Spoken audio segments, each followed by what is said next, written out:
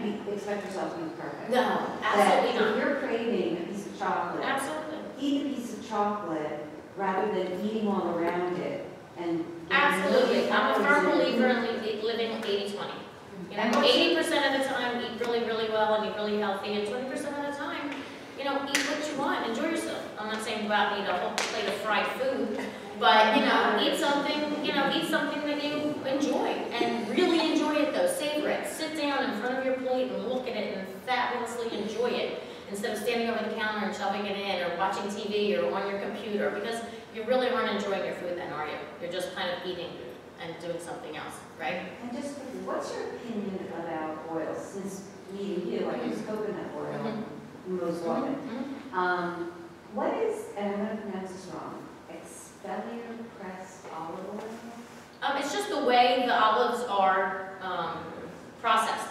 Okay. So Okay. if you're going to use olive oil, is that a better olive oil to use? I have a whole thing on oils that I can send you that talk all about the oils and the way that they're processed and what's good for cooking and what's good for on your salads and what's good for your dressings and all that kind of stuff. Coconut oil is great because it actually adds a sweetness. Coconut oil is phenomenal. Anybody use coconut oil?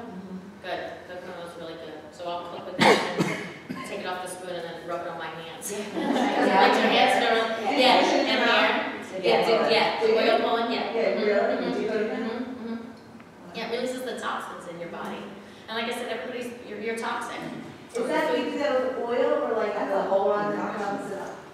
I use all like in a jar. Yeah. Coconut oil solid, yeah. You could liquefy it a little bit in the microwave, not so hot because they can burn down. Yeah.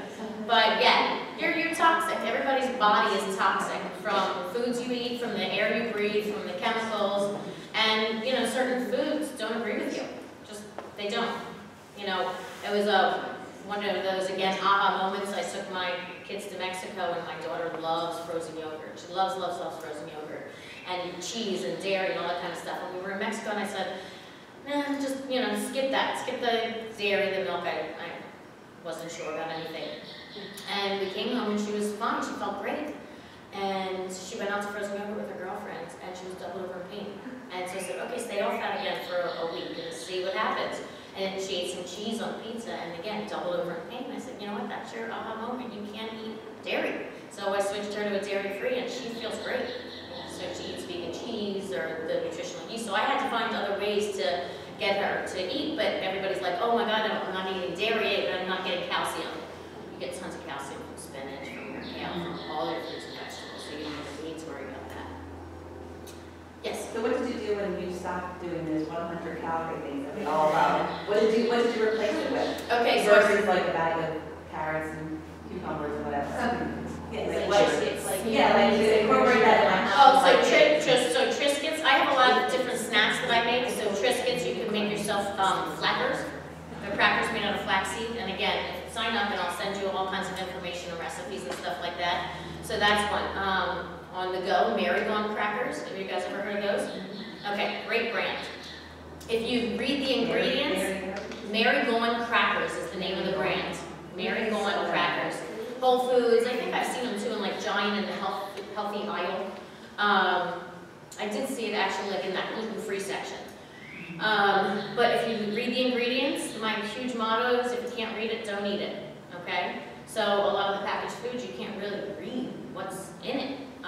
So Marigone crackers is basically like flax seeds, sesame seeds, it's all really good for you. And you can make it yourself versus paying like $5 a box. So one or the other. The other thing that I do is I make these superfood balls, I call them. They're fabulous. So I use different seeds and all kinds of different ingredients, usually 3 to 5 ingredients, and put them in my freezer. So they're my go-to snack, like if I want something chocolatey, because I put chocolate chips in there because I like my chocolate. So, and it satisfies my sweet tooth. Or I make another one for my daughter for lacrosse, and the team, they had a retreat down in Avalon. And I gave them a bunch of these different ones that I made. And one was made with just sunflower seeds, pumpkin seeds. I sweeten almost everything with dates because it's a fruit. And yes, it is high in sugar, but it's good for you and it's loaded with fiber. So it's going to keep you full. So you don't need to eat a whole lot of it. And the ones. Oh, the Italians are just fabulous. Yeah, it's chocolate, and it's good for you chocolate, so you think, ooh, good. And you really can't eat a ton. You can't.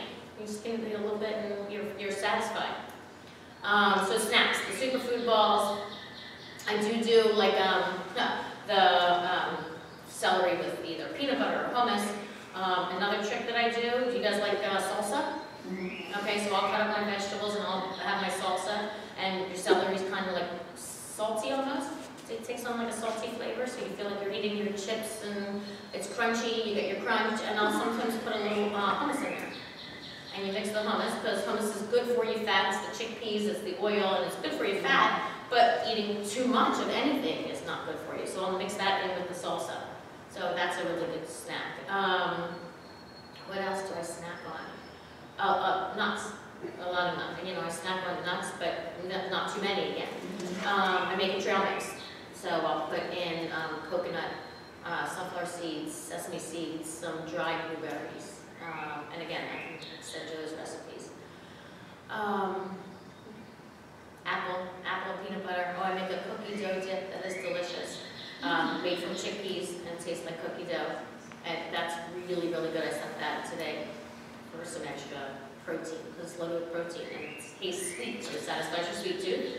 And it's crunchy and it's loaded with protein. So there are different ways, and you just need a little baby assistance, some help in finding what works for you.